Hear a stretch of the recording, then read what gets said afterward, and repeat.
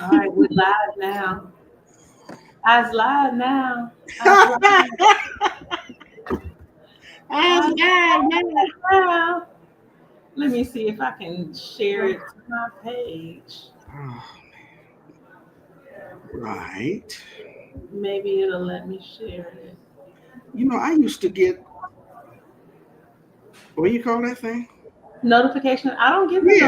notifications. I don't, yeah. And people say all the time that they're like trying to see and they're not necessarily getting the notifications. So, Well, I used to get it on Facebook. I mean, if you subscribe yeah. on YouTube, you're supposed to get a notification when you go live. So, uh,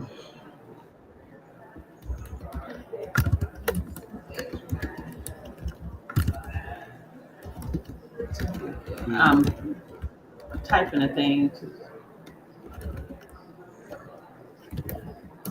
we're live. What you doing typing? We're supposed to be talking to the people. Hey, No, ain't nobody there yet. Nobody's there yet. Hey, if you're there, but nobody's there yet. No, everybody here. I was sharing to my page so people will know.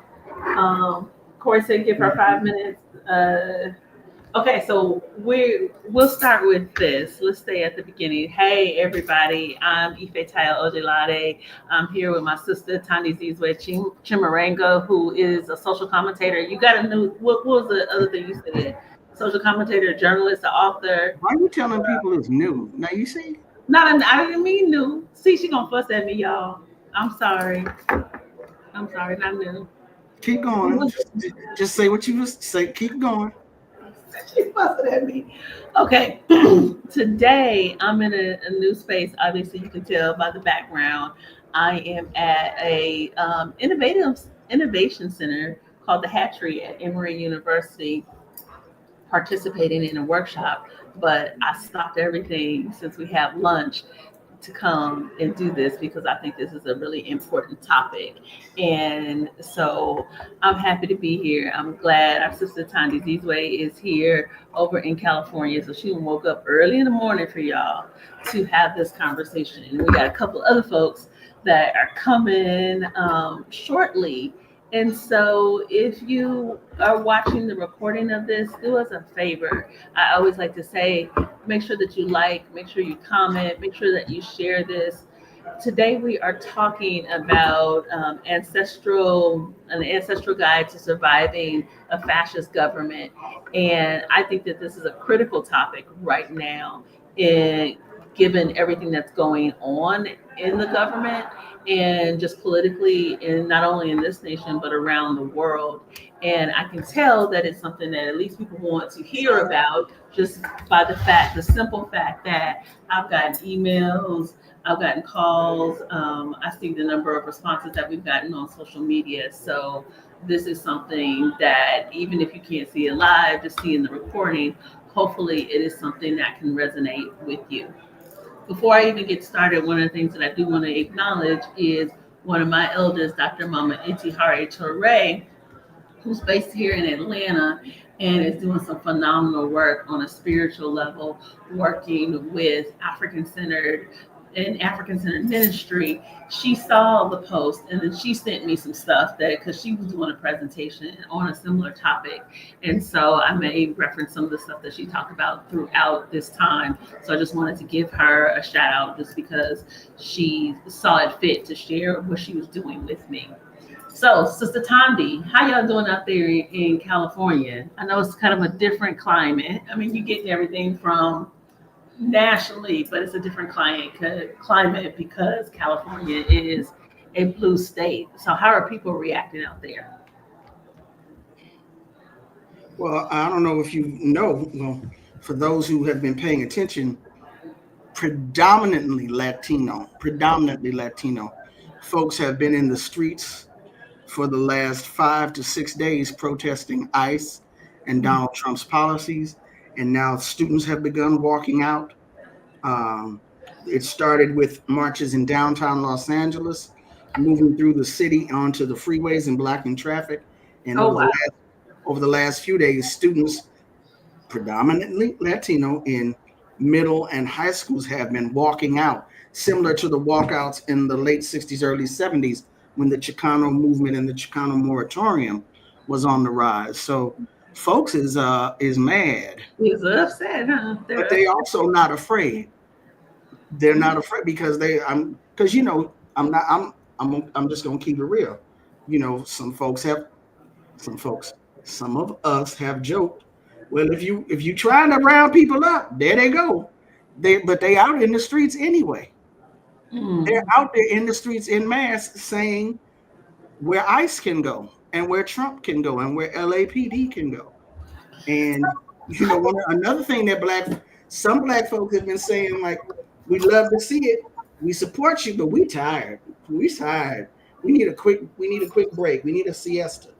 We gonna eventually, we got your back, but right now we just trying to rest.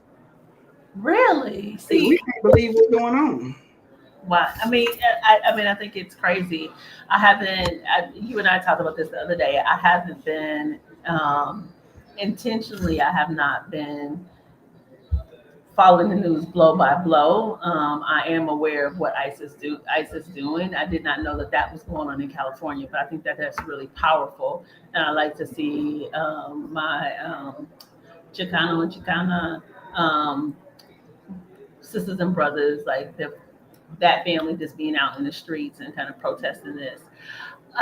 Question, you may know this as a journalist. Do you remember what percentage of Latinx folks in general voted for the GOP ticket? No, I don't. I threw all those stats out of my head. But a lot of people are saying that Florida Cubans, who for whatever reason tend to lean towards the right, many of them. Well, that's because the ones that ran from Cuba were the plantation owners. But go ahead. Yeah, white presenting, like Enrico Cario, Proud Boy. Yes. But yeah, I should have those. No, most journalists would have those stats at the top of their head, but I ain't got space no more. That's fine. I was just wondering, and I mean, I know just from growing up in Los Angeles, which is not, the Latino population isn't, it's a large population of Mexican folks. It's not all Mexican folks, but that is a large population, which is can be Los Angeles can be a different mix of folks. And so we know that everybody is not going to vote Republican, but I just think that is really powerful that folks are out in the street, like immediately protesting what is going on. I'm curious about what you said about black folks as being like, I'm tired. Where do you stand on that in terms of like, this is difficult? I've been tired. What are you talking about? I was tired before Trump got in office. Oh man. So then, what are we doing? So we're supposed to talk about ancestral kind of like things that the ancestors did. And it's 10 after. I don't know where our sistren are, but if you have a hard stop at the hour, then we need to go ahead on and get on. Whether people are looking or not, they can push the play button later on. You know what I mean? Yeah. But just from an ancestral perspective, when folks got tired, what would you say? Oh, there go Corrie. She got her shirt on. Hi, Corrie. Hey, time.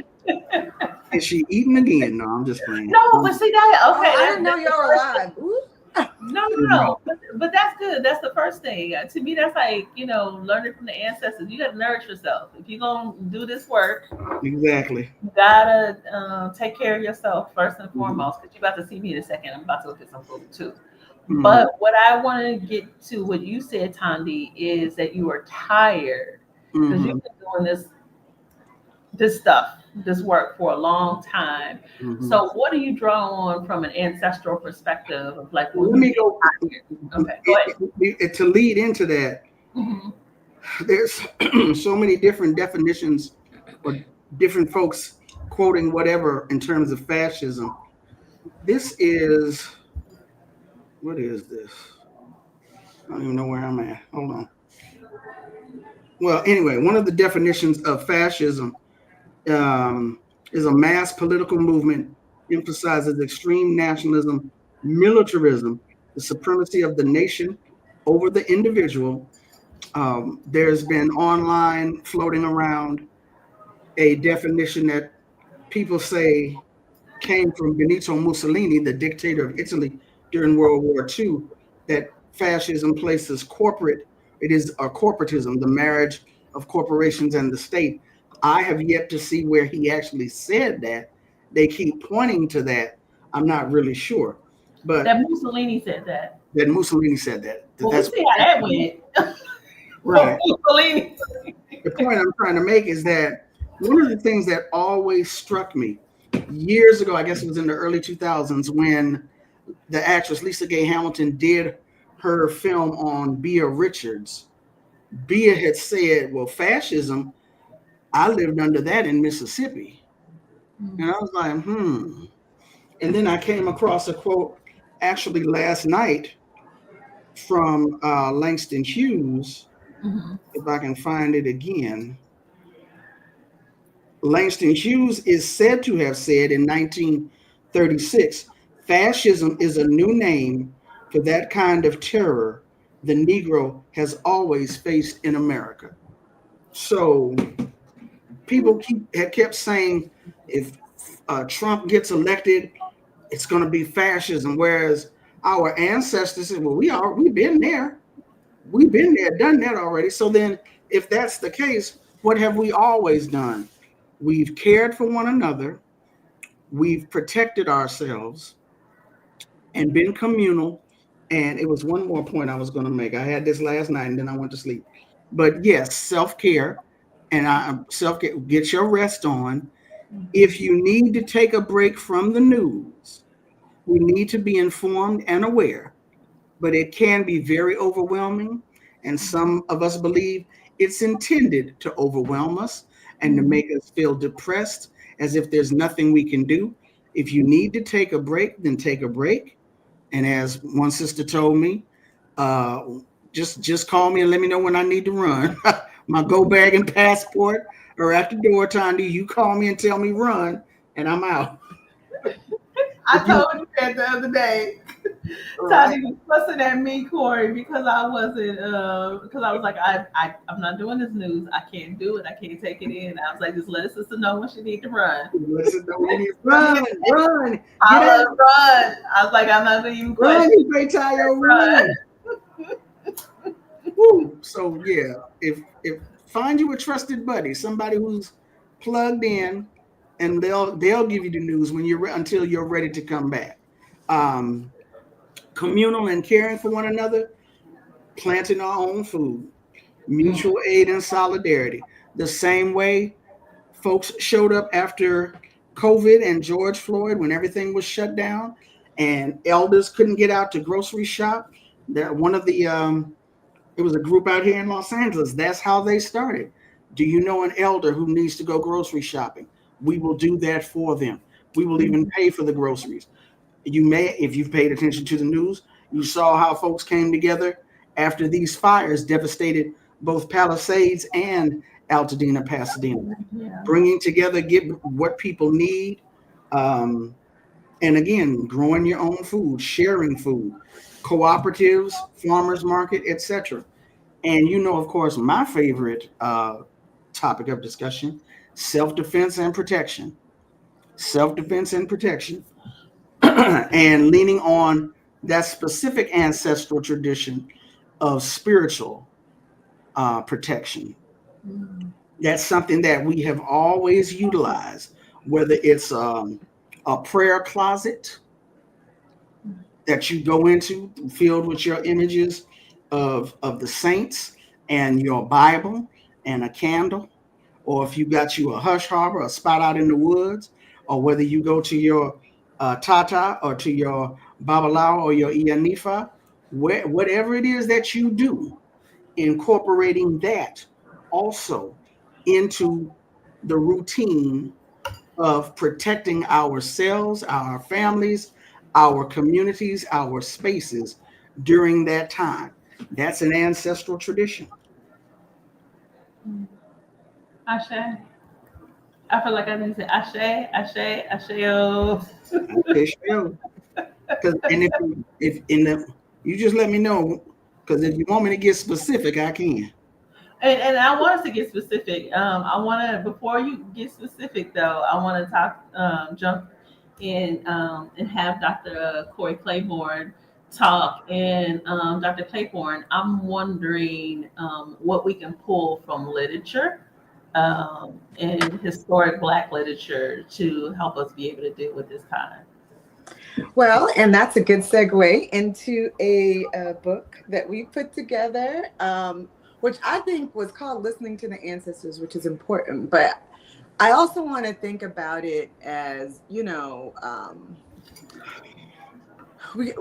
listen can be active, but we really need to think about the ways that we move in the world. And I think what we can learn from literature, a lot of times from what I think people formerly called slave narratives, but I call freedom narratives, because those books are not teaching you how to be a slave. They're teaching you how to get free, right? So if you go and see the things that they did, and like I said, they got free in all sorts of ways. But one of the things I think is really key is the fact that they knew who they were in the face of white supremacists trying to tell them they were something else, right?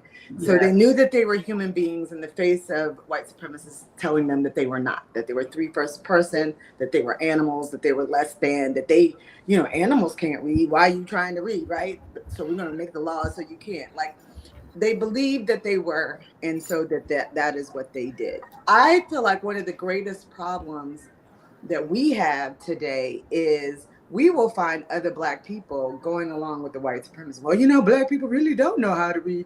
Well, you know what? They should they really know how to read? Is that really important? They need to be out here and getting on these jobs, right? Like, they need to go out here and do these other things. I feel like that's one of the problems, A.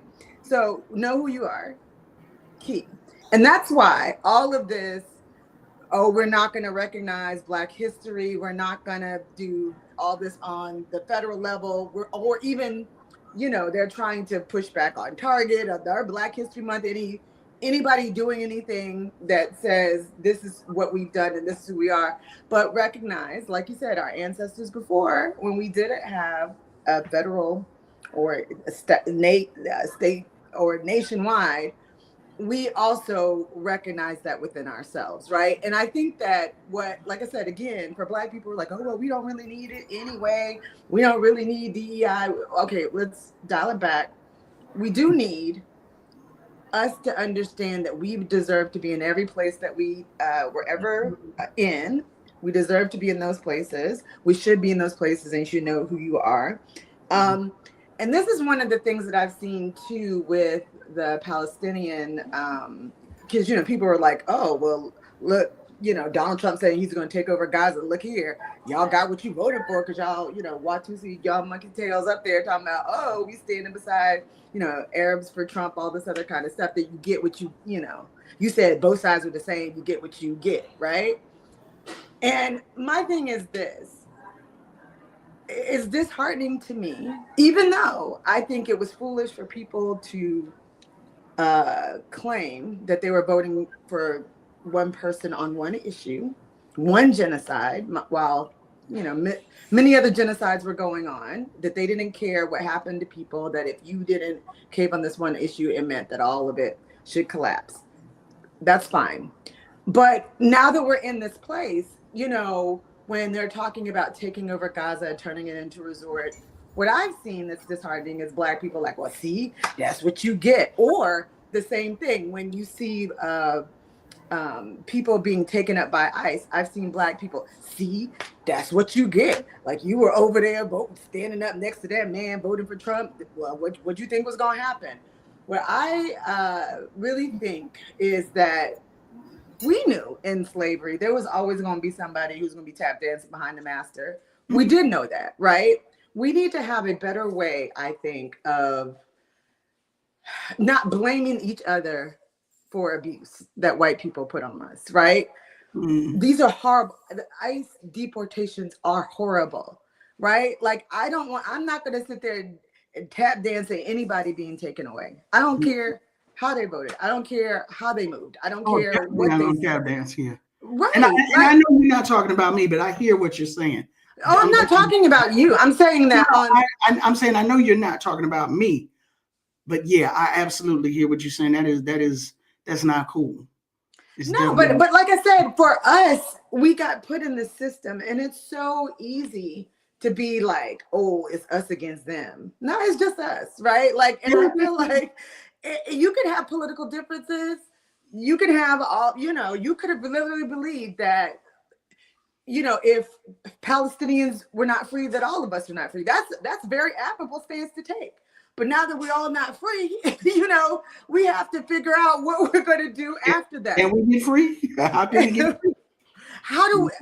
So it's not the time to be like, oh, you were willing to gamble it all. Okay, well, this is where we are. So what do we do, I think, going forward, right? Like, again, we don't turn into the people who celebrate these horrible policies being enacted on people because initially they didn't agree with what was going on, right? Like, I'm not gonna, celebrate. Yeah. So I've been a little disheartened with that. And that brings me to the third point. We're gonna have to figure out the social media thing, and we're gonna have to, I'm not gonna say get off it, but at the same time, we're having protests against Target or whatever, while we own platforms that said, not only we're gonna let this person back in, we're gonna pay him money. $25 million because we wronged him. And we're going to make sure that we push to the forward, any kind of Republican, any kind of whatever talking points they want to platform. And we are still up here on Facebook, on Meta, which is Facebook, Instagram, WhatsApp, right? Or on Twitter or X, talking about, well, this is what we about to do, right? Like, oh, he's doing this, we gonna do this. I mean, the one thing about the Underground Railroad is it was underground. Like, we need to learn to do that. We cannot be on these platforms, these white supremacist platforms that I already know they've been suppressing. People were talking about, one of my friends in South Carolina was talking about these white people pretending to be ICE and just rolling up on anybody they spoke Spanish, talking about they're deporting them, like essentially kidnapping them. And she had that literally suppressed, right? Like they kept on getting community notes, etc. It was the truth. It was literally on the news, right? This man that did this. And so she was like, you know what? I'm going to go to Blue Sky. I'm going to go to all this other stuff, which, yeah, get off of Meta. But one of the things that we have to do, I heard you talking about running. Okay, where's our meetup point? We all leave these places like Instagram, digital spaces. Where's our space? What are we developing for ourselves that we can make sure people are not going to suppress information? Same thing. If you running, if you telling people to pack up a bag, where's the meetup spot, right? Like, you need to get with your family in case something go down. Where are y'all going to? What are you developing? And I think that one of the things that is going to have to change is that individually, and I gardening, all of this, I'm thinking about this too, but we cannot, we are not going to make it doing individual. We can all grow our own food. We can also make sure we're sustainable, all do all that stuff.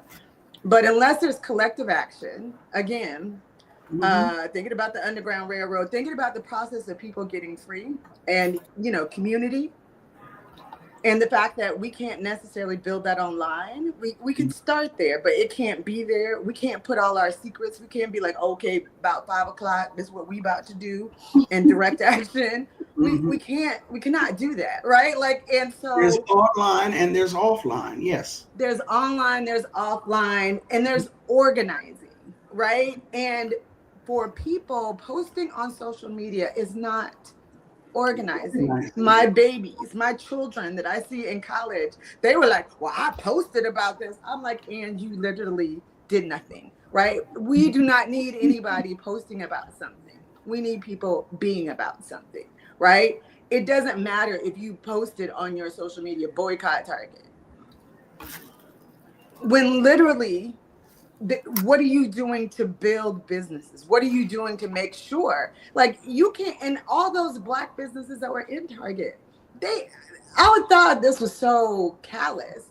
Like, you think those people can go into direct selling overnight? The hundreds of businesses that they had on there, do you think they could stock their own? They're just like, well, just buy for them. Okay, do you got a warehouse? Do you have an infrastructure to the trucks to move stuff out? Even the website, like, you don't know what these people, like, they might have a contract with Target that they can't get out immediately. And literally Walmart, literally every other store is pushing back their DEI. You know, shout out to Costco that didn't, Apple that didn't, some few didn't, but Lowe's, whatever. Delta, which I love.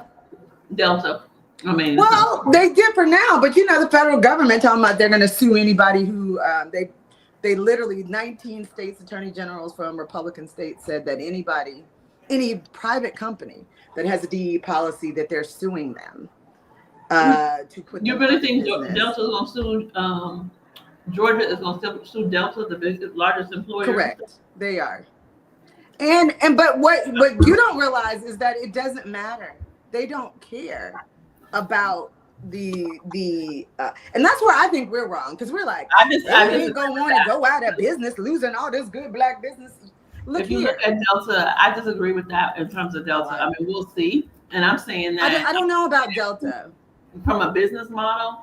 I'm saying that Delta has pushed back on these kinds of things. If you look at them over the years, if you look at a case study, and Delta's not perfect, but if you look at them from a case study perspective, they are so big and they're so powerful that they will be like, come with it. Because I don't know if you remember the early 2000s when the state of Georgia tried to pass a law that said you couldn't have signs that were in another language. The signs could only be in English. And Delta was the first one that was like, come with it. Well, I feel like the big bogged down on Delta, though. I don't think we should get bogged down on this. No, I don't want to get bogged down on it, but Delta, but understand, Delta's still an airline, and you watch these planes falling out of the sky. You have the FAA does not have what I just said. Huh? What does that have to do with what I just said? Let me be very clear. See, what can break Delta is the fact that they're not going to have any airline traffic controllers. That what could break Delta is the fact that Elon Musk is going to say, we're gonna fire everybody and we're gonna put AI over air traffic control. What could break Delta is that people stop flying. And when it comes down to like all of these things, when times get tight, right? When anything, like right now, they're record profits for everybody. When times get tight, this is when these kind of things where it makes it almost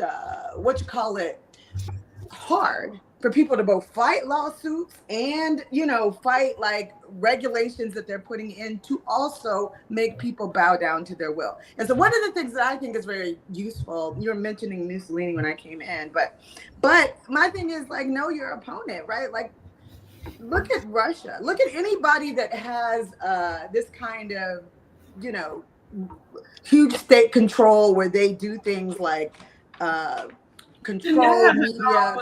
That hasn't gone well for Russia. But I want to, since Estee is jumping in. Hey, Estee, I want to kind of shift. And hold on, Corrie. Did you finish? Don't she come back?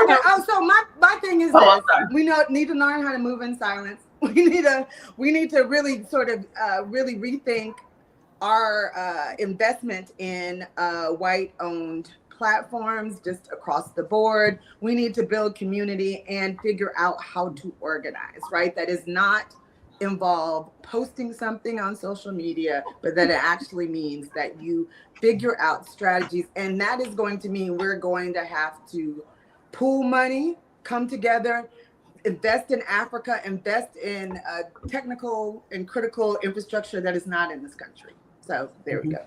That's it. I think what you said is important in terms of being able to pull money, in terms of not posting all your business online, because I think we have a generation of people that think that that's the primary thing to do. And there's ways that you need to move stealthily that have nothing to do with talking about stuff in public. Estee, yes, jump in the conversation. What do we need to do during this time? Come on, spiritual lady. You got us on both ends. You got us on the Christian end and the ATR end. So that's reality all around. Come on, what we need to do. Yeah, I was actually thinking that when y'all were talking, I'm like, all of my stuff is spiritual. I think that we really need to think about what it looks like for us to go deeper, in intentional ways, going deeper as a person, as an individual, but also going more deeply into our practices. I think that's going to be extremely critical. Need our spiritual technology. We need to be thinking akin to Haiti. What are we about to do to get ourselves free? And what of our spiritual practices do we need to re-engage and recall, and prioritize and center in a different way, to take care of ourselves? And I think we need to go back to if that looks like tent revival or community ebo. Absolutely. We need to go back to in-person, communal, off the grid, hush harbor, spiritual gatherings where we do spiritual work. So Tanya loving all that you're saying right now. Oh, I mean, but that's what I'm hearing. So I have a question, and I mean this genuinely. I've never been to a tent revival. Tell me the power, like the purpose and the power of a revival. So I want to say first that tent revival has been co-opted by prosperity gospel folks. So in more modern settings, I think a lot of them have been used in ways that were not healthy for the community, right? But the origin of tent revival is really from enslavement. It's just a praise house, where we got on some Sunday go to meeting clothes and we not in the clearing. There's no difference. So a tent revival is focused more on having the kinds of worship experiences that are embodied and that call on a high manifestation of spirit, which is why it's a certain type of spirit work. Because in the tent revival, we are going to be shouting, we are going to be moving, you're not going to call the preacher that's going to give you the long, slow sermon. That's going to give you, right, you want to call on the one that when you hear the word, you gonna want to go do something, right? For real, because it's a certain type of spiritual conjures, a certain type of harnessing of divine presence to be able to stir and shift the people. The other thing about tent revival is that it's usually multiple days. So, the discipline, right, of being in that kind of spiritually intense space for 2 or 3 days at a time. The purpose is really to leave you revived, so that when it's over, you leave feeling like I can run on and see what the end is going to be, right? But in that time, if there's gonna be altar call, there's gonna be I got a sick child and I need the elders to come lay hands. There's going to be, yes, ma'am. I'm in a situation, right? And I'm coming and I'm bringing my burdens to the altar, knowing that the spirit that is in this type of space is harnessed for healing and freedom and liberation and elevation. And I know that when I do that, this is the space that can hold the spiritual work that will transform my situation. And when everybody comes with a similar kind of intent, then we're gonna stay at this altar till we all get free. And then we're gonna come back tomorrow. And so the practice, the ring shout, like we need to come back to that kind of notion of what some of these, formerly enslaved Africans were doing, like when they got together we used to call it a Methodist church camp meeting. So when you go to the camp meeting or tent revival, it is, and it was interesting because I just heard a story about Harriet Tubman, how she went down to Beaufort, and before she led the raid to free 750 people, she went and did the ring shot with people, and people didn't say like, "Oh, we don't know you," whatever.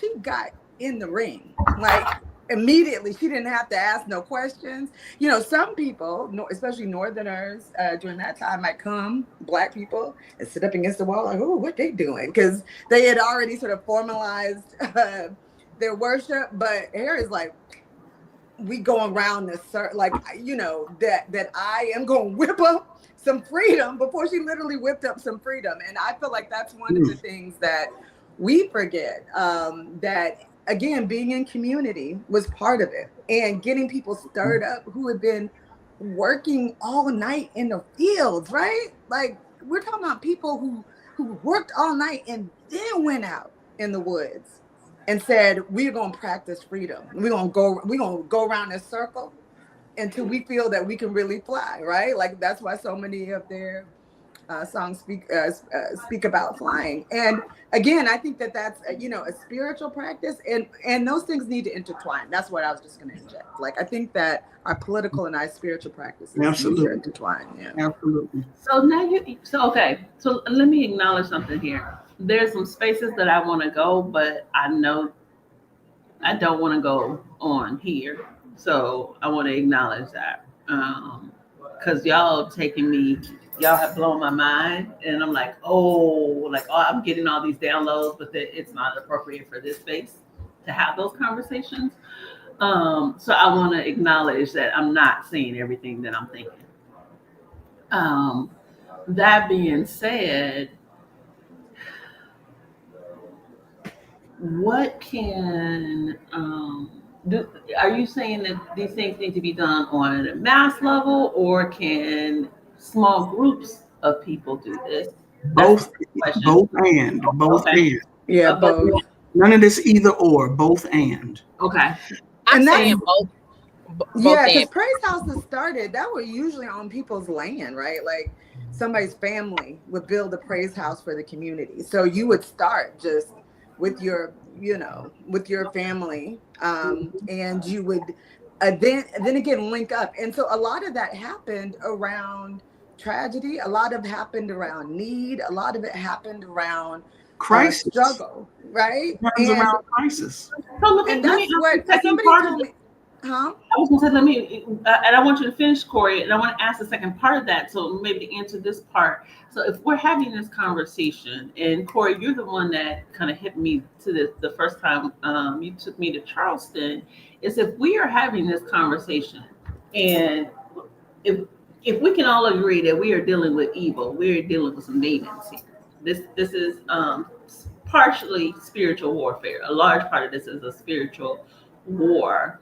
Then if we're having these conversations about protection, it makes me think, so these people are having these conversations and thoughts and plans in terms of harm from a spiritual perspective. So if we go back to how we all started and came together and started having these conversations, is Lovecraft country, and thinking about the foundation of what them folks were trying to do in Lovecraft country.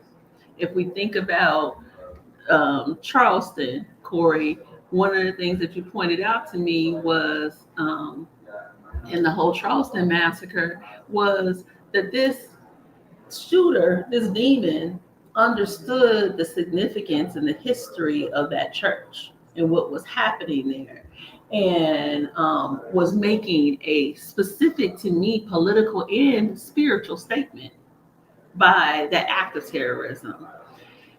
So I'm wondering, where do we need to be in the conversation of saying out loud, like, y'all, wait a minute, this is a spiritual war. Like, we can't just talk about this in terms of physically what we're going to do. Organizing is important. Ring shouts are important. Mutual aid is important. But then also, to me, recognizing that just like we're talking about calling on that Haiti energy, they recognize that we called on that Haiti energy now, and are I think attempting to do stuff to counter our power and or steal it. They probably are, but we can't allow that to stop us from doing what we know and from doing what we know we need to do. We cannot allow fear to override everything. We're in a crisis now. we're anxious, we're afraid, but we can't say, well, I'm afraid they're gonna do. They doing what they're gonna do, and they're gonna keep doing it, and they're gonna do some more. So we can't say, well, we're afraid to use all of our tools because they know what some of our tools are. We got to use our tools. We have to use all of our tools. And our problem is belief, honestly. And that's what, I always say to people that, there's a difference between knowing and there's a difference between belief, right? And I think that what happens when you can divide people, you will not believe that your people are magic. You will not believe that you have the ability. I mean, I can say to people, you will not believe that you can win. I'm sorry, I didn't hear the second part of that. You will not believe that you can win. And so you will not believe that you can win. And so what becomes so just insidious to me, like I said, when other Black people join in on that, what y'all gonna do, get free? Like, I saw somebody again on social media was like, oh, y'all so worried about Doge going in and getting all your tax information. Y'all know you don't have any money. What you gonna afraid he's gonna do? File bankruptcy on your behalf? Y'all broke. Like, Black people don't have no money. I was like, wow, like this is, this kind of idea. Yeah, you should be outraged by this unelected citizen. No, getting information to the tax payment system is egregious. Right. And to tell this Black person, like, oh, you ain't got no money. What you worry about? Like, he can't take nothing from nothing. Okay. So our belief is so, and this is, I heard this from somebody else, and I don't know what the credit is, but she was like, bison know that when storms are coming, they start gathering together and they walk through the storm. They don't scatter. They don't say, oh, they're like, oh, it's storm time. They get together and they will walk through it. And I feel like we do not believe that if we get together, we'll be able to walk through it. And to me, root only works if you believe in it. To me. So we could talk about this. This is what my grandma says. If you don't, you can do anything if you believe that you can do it, right? And if right now we have a crisis of belief, we have a crisis, maybe it's a faith crisis, right? Faith, and I'm not meaning just in Christian faith. I mean faith, like belief, that this world, like the arc of the moral universe, is truly bending towards justice. We don't believe good people win. We don't believe that, right? Like, and I don't know how to change that. And the only way we are going to win is if we do believe it, right? If that we are willing to fight and die. You have to not be able to see the end. Like you said, you're going to run on and see what the end is going to be. Like, this not being able to see the end and still fighting hard every day is a muscle that I think we need to build up. I guess it's a faith muscle, and whatever faith tradition you want to take that from, and whatever makes you strong enough to stand up in that space, we need to lean on it. And Corrie, so I'm gonna let Estee jump in because I know keep leaning forward. So I'm sorry, Estee. My bad. It's okay. I mean, I think the first thing that I need to name is that we gotta course correct, right? So there's some correction that needs to occur because we have raised a generation of African people that ain't got that muscle, not even to build. It don't exist, right? And wait, what do you mean? Don't have the belief muscle, or which muscle? The belief muscle, the I'm gonna run on and I can't see no end muscle. Yeah. They want to know the beginning. I mean, the end before the beginning, right? Like they ain't got it. Like, yeah, they don't have it. And that could be a whole other conversation. Maybe even we pull in somebody intergenerational, but they don't have it, and that's our fault. At the end of the day, like whether they our children or other children, they ours, and they don't have it.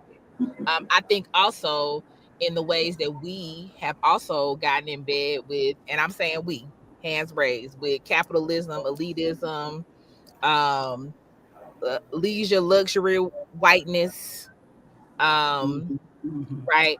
So there are ways that we have further siloed ourselves, and we have invested our ways of being, our time, our dollars into into these white spaces into these non-spiritual, non-Black spaces, into these ways of moving that don't contribute to how our Ashe needs to move.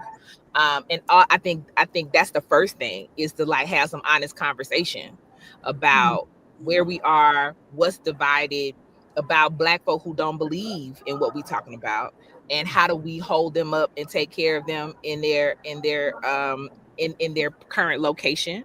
You know what I mean? And what does that look like? So I think there's a personal, there's a family and household, there's a local response, and then there do need to be larger communal responses. And to know that there has to be, yes, a short term, how do we survive these 4 years? How do we keep ourselves literally alive in the next 4 years? And then outside of that, what does it look like to hold a long-term plan, a long-term strategy that centers our power, our spiritual power? But that is how, like, that to me, like, what I have been hearing from the ancestors is we have to recall what they were doing. They were planning this shit when they were enslaved. Like, talk about a 5-year plan, that's a 150-year plan, right? And now, you know what I'm saying? Like, we got our bags and our pumps, and we ain't planning nothing. Well, okay, so if I can say, I want to push back. 9:47. Oh, okay, and I want to acknowledge that we got 12 minutes because I have a hard stop today, ladies. I want to push back on this idea when we start saying that we don't have a plan, that we're not working together. I think that there are pockets, I know that there are pockets of people that are pushing against that, or that are doing stuff. When we talk about 94% of Black women that voted for Kamala, we always have to be the moral compass for this country. We always have been, we always will be. So that is coming together.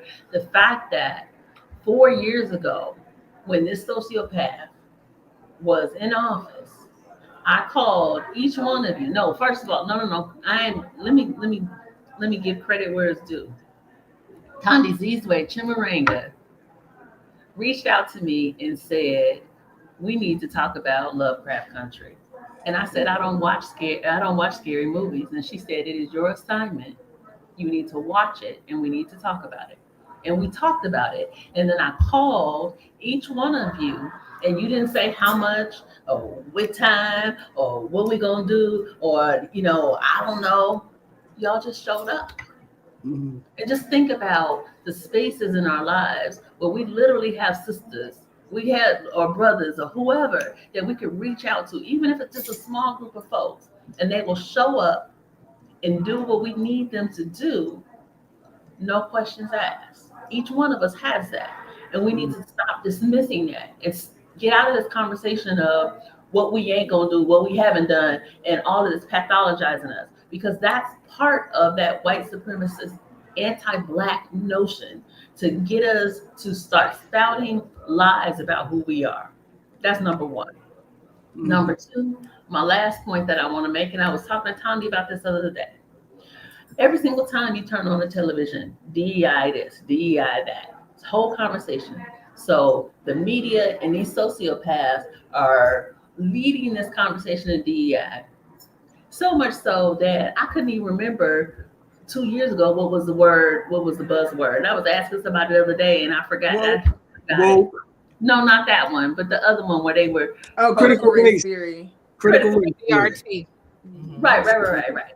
So you constantly have sociopaths that are anti-Black, that are anti-brown, that are anti-LGBTQIA+, that are leading us in the conversation. So then we start to have conversation based on what they tell us that we need to have conversation on. What we need to begin to do is every single time that we are having conversations about these folks, we need to say that they are antisocial. We need to say that they are sociopaths. We need to have critical conversations about the fact that these are demons that are antisocial. They are no different than Hitler. They're no different than Charles Manson. They're no different than Jim Jones. This is antisocial behavior. So even if we're doing it in small circles, every single time we get ready to have a conversation, before we say DEI, we're gonna probably say DEI about 5, 6, 10 times on here. First thing we need to say is we are dealing with antisocial soulless ass demons. Real quick, I know we gotta go. Somebody told me, I don't know if it's true, but I'm gonna say it anyway. They said that we have got to incorporate within ourselves and raise ourselves the way they did during the time of Hannibal. Hannibal, the brother with the over the Alps. They said that every time that they would greet each other on the street, how you doing? I'm good. Rome got to fall. I know that's right. They kept it moving. Every single, hey girl, what's going on? Nothing much. Rome got to go. I know that's right. I'll talk to you later. Incorporated in every greeting, everything. These are sociopaths. How you doing, girl? Looking at these sociopaths. What you doing? There's a sister out of, and I'm ashamed that I can't call the name right now.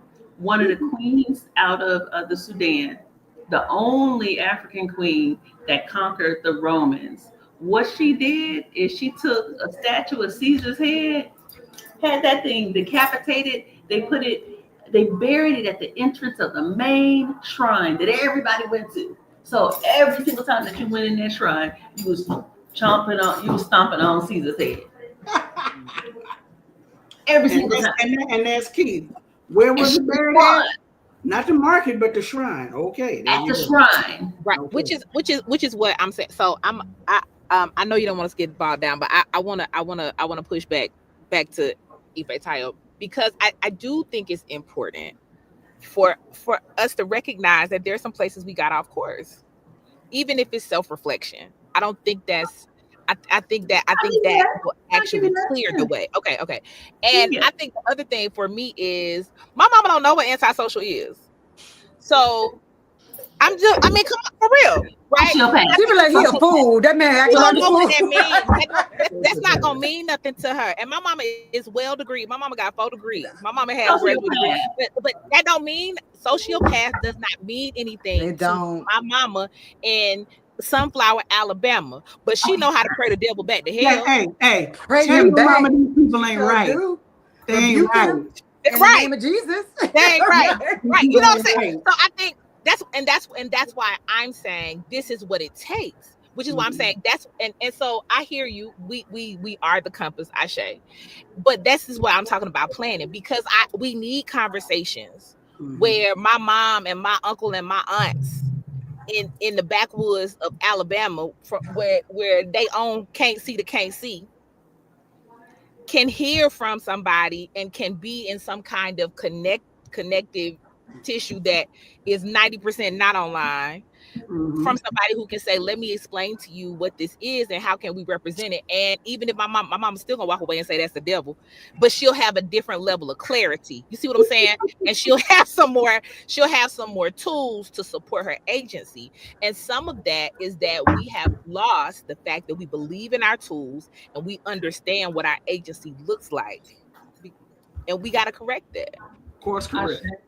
Now, and we gotta not forget about joy. So I wanted to say that too. That one of the things that Corrie, so everybody gonna have 60 seconds. We need a part 2. We need a part 2. We gotta have a part 2 of this. We need a part 2. We need to start on time. We need to schedule it properly. And if the hit dogs holler, if you want to say something, you can, or you can just be quiet.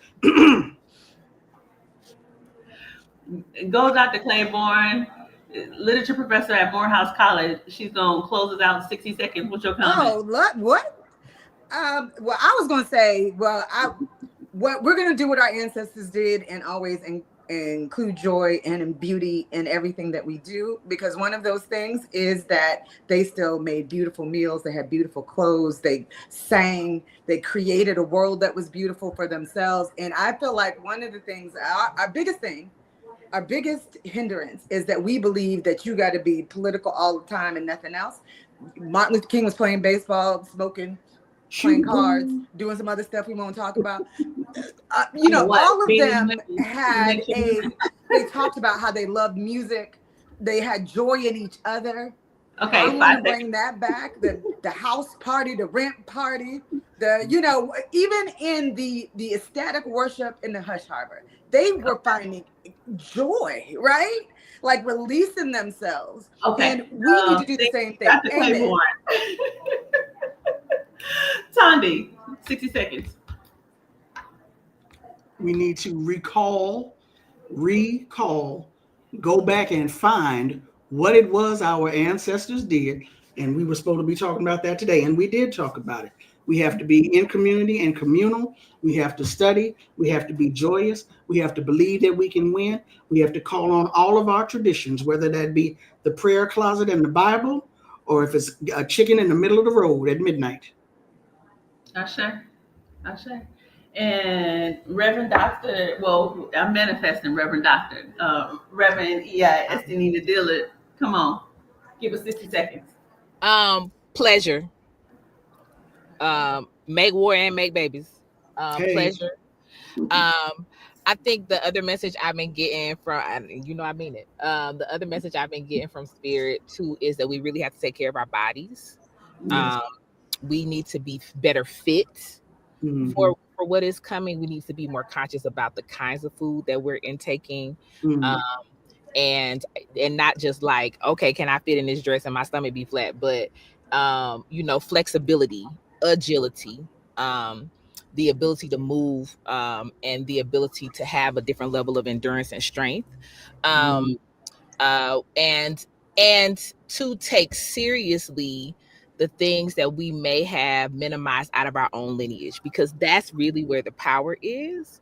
And we could talk more specifically about that offline, but like really thinking about not just the communal, but what was my grandmama, what was my great grandmama, what was that thing that my daddy would do before we went to church every Sunday, or he wouldn't go to church, and every time we came home he was out in the yard. What was that? And this, right? And this is absolutely the most critical time to be in community and to not be alone. We want to be in the middle of each other. Ashe. I want to just close out real quick. My piece comes from recently listening to the autobiography of Ida B. Wells. And there's this part where she's writing a piece right after her friend Thomas Moss at the People's Grocery and several other men are murdered by some jealous white men that want to close down his store. And so this is an excerpt from what she wrote. There's therefore one thing left that we can do: save our money and leave a town which will neither protect our lives and property, nor give us fair trials in the courts, but takes us out and murders us in cold blood. When I read that, I was so clear. We have to remember that we have an option. We don't have to stay here. If they don't want us, we can bounce. So that being said, I want to thank everybody again. Sister Thandisizwe Chimurenga, who is a social commentator. She's a journalist. She's an author. She's out on the left coast on the Tongbach territory in Los Angeles, California. Reverend Estee Nena Dillard, who is the owner of Endless Spiritual Consultant. I said it right, yay. And Dr. Corrie Claiborne, who is a literature professor at Morehouse College. She's an associate literature professor at Morehouse College. I want to thank you. We are here every first Friday. I apologize that I got to go, but we're going to continue this conversation because it is critical. Y'all take care.